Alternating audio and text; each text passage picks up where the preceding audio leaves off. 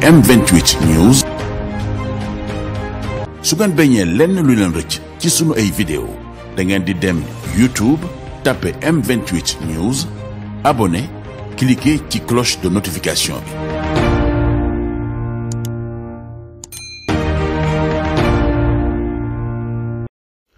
Le 11 novembre 1902, après 7 ans d'exil au Gabon, Cheikh Ahmadou Bamba revient au Sénégal.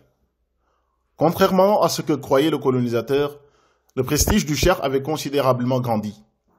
Pour rappel, le conseil privé, dans sa séance du 5 septembre 1895, après avoir entendu la lecture des rapports de messieurs Merlin et Leclerc, et fait comparaître Ahmadou Bamba, a été d'avis à l'unanimité qu'il y avait lieu de l'interner au Gabon, je cite, « jusqu'à ce que l'agitation causée par ses enseignements soit oubliée au Sénégal ».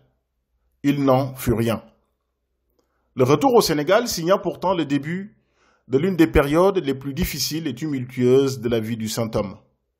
Un projet visant à le liquider par les armes est mis au point avec un détachement de 150 tirailleurs et de 50 spahis, disposant de 100 cartouches par homme chacun.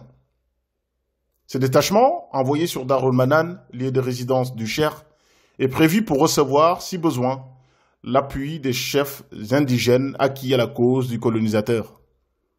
Les frontières avec la Gambie sont fermées. Dans le même temps, à Mbaké, des milliers de talibés sont prêts à verser leur sang pour s'opposer à une seconde arrestation du Cheikh. Fort heureusement, Cheikh Ahmadou Bamba, faisant preuve d'une intelligence et d'un grand sang-froid, réussit de justesse à déjouer les plans du colonisateur et à éviter le bain de sang. Cette agitation tient au fait que depuis le retour de Cheikh Ahmadou Bamba au Bawol, les chefs de canton se plaignent de ne plus être écoutés par les nombreux disciples domiciliés dans leur circonscription. Les ordres qui leur sont donnés deviennent très difficiles à exécuter. L'autorité de Cheikh Ahmadou Bamba tend à se substituer à la leur. Cheikh Ahmadou Bamba reste ainsi pour l'administration coloniale un perpétuel sujet de crainte. Sa présence s'avère dangereuse à leurs yeux compte tenu de la ferveur grandissante autour de lui. Pour qui c'est l'attachement du Cheikh pour la paix et la non-violence, cette crainte reposait totalement sur l'imagination du colonisateur et de ses agents. Il n'en demeure pas moins que la machine administrative se mit en marche. C'est ainsi qu'au mois de mai 1903, l'administrateur de Thiès convoqua Cheikh Ahmadou Bamba. Voici la réponse du Cheikh. De la part de Ahmadou, fils de Ahmadou, il fait connaître qu'il a reçu la lettre et lui fait savoir comme réponse qu'il est le captif de Dieu et ne reconnaît pas d'autre maître que lui, et ne rend hommage qu'à lui seul le Très-Haut, le Vénéré, le Riche, le Grand. Que la paix soit sur celui qui marche dans le droit chemin.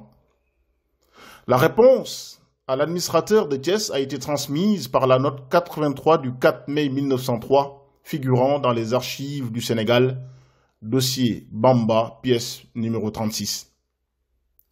La situation devient de plus en plus tendue en ce mois de mai 1903.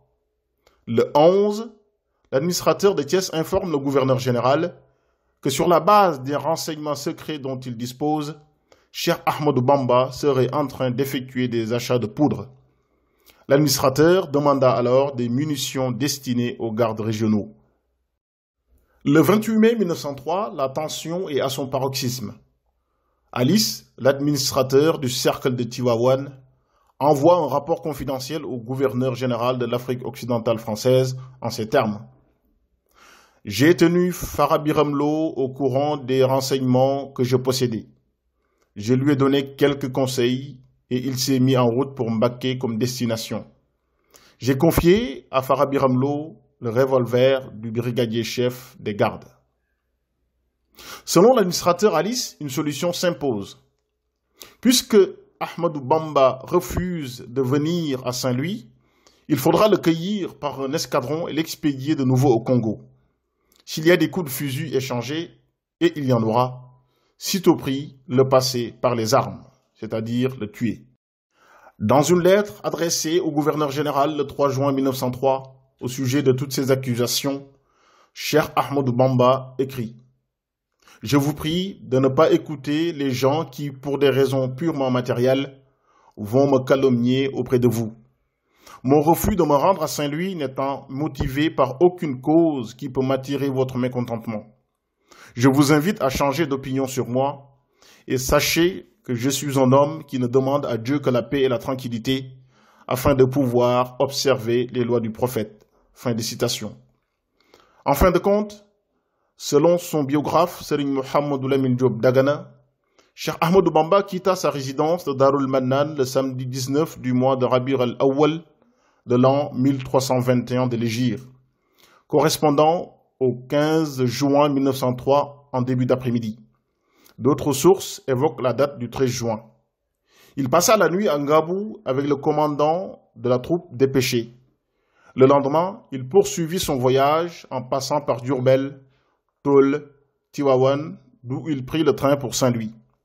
De Saint-Louis, il se rendit par bateau à Dagana où il passa 5 jours avant de traverser le fleuve vers la fin du mois de Rabi' al-Awwal.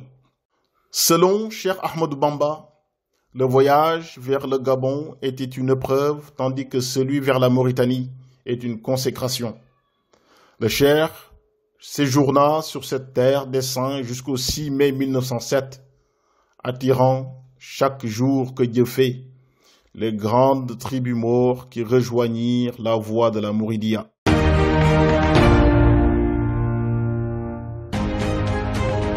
M28 News. su ngeen bañee lenn lu leen rëcc ci sunu ay vidéo da ngeen di dem YouTube tapé M28 News, abonné, cliquer ci cloche de notification bi.